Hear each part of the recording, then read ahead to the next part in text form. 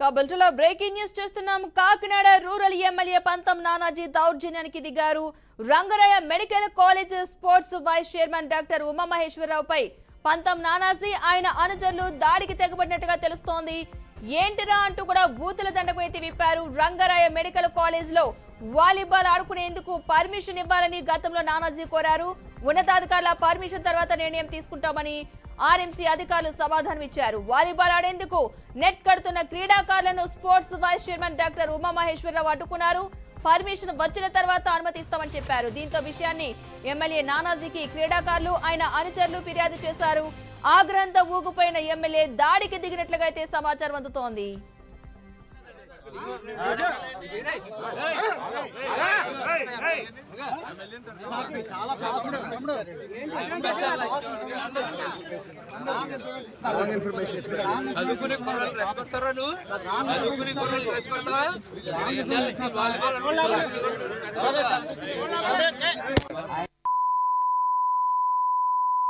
అనుకుంటారా నువ్వు నన్ను తిట్టవలసిన పని నీకు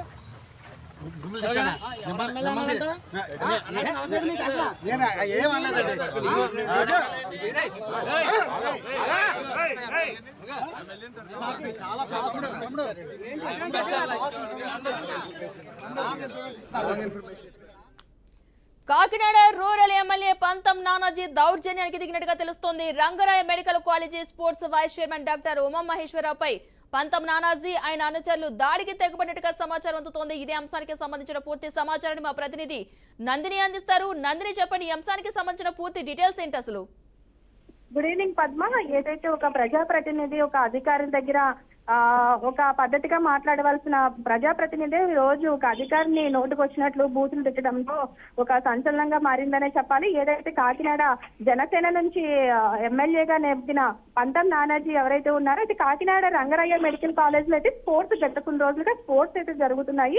అయితే అక్కడ స్పోర్ట్స్ జరుగుతున్న సమయంలో మహిళలు ఏడిపిస్తున్నారంటే కొన్ని రోజుల వరకు అక్కడ గేమ్స్ అయితే ఆపేశారు. అయితే ఈ పర్మిషన్ విషయంలోని సంబంధిత అధికారి ఎవరైతే ఉన్నారో ఉమామహేశ్వరరావుని నానాజీ ప్రశ్నించడం జరిగింది. అయితే పై అధికారిని అడిగి చెప్తాను సార్ అని చెప్పడంతో ఆయన ఈ విధంగా నోరు జారేస్తున్నారని చెప్పాలి. ఎమ్మెల్యే నానాజీకి అయితే ఇప్పుడు ఆయన చేసిన ఏదైతే ఈ అధికారిపై తిట్టిన తిట్లకు సంబంధించి వీరంతా కూడా ఇప్పుడు ఆర్ఎంసీ సంబంధించిన అధికారులంతా కూడా ఎమ్మెల్యే నానాజీ మీద అయితే ఫిర్యాదు చేయడానికి వెళ్తున్నారు. అంటే ఏంట్రా నన్ను తిడతావా అంటూ నా కొడక అంటూ ఆయన బూతులు తిట్టడము మొదలు పెట్టడంతో చుట్టుపక్కల ఉన్న కార్యకర్తలతో పాటు అధికారులు కూడా నివ్వెరపోయారని చెప్పాలి. ఇప్పుడు ఈ అంశం సంబంధించి ఇప్పుడు ఈ వీడియో సోషల్ మీడియాలో హల్చల్ గా మారింది. దీనికి సంబంధించి ఇప్పటికే డిప్యూటీ సీఎం అలాగే జనసేన అధినేత పవన్ కళ్యాణ్ కూడా దీనిపై రియాక్షన్ అయ్యే అవకాశం కూడా కనిపిస్తుందనే చెప్పాలి. ఎందుకంటే కూటమి ప్రభుత్వంలో ప్రతి అధికారిని కూడా సొంత మనుషులా చూసుకుంటాము,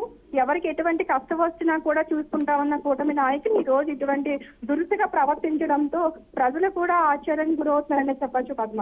రైట్, థ్యాంక్ యూ నందిని.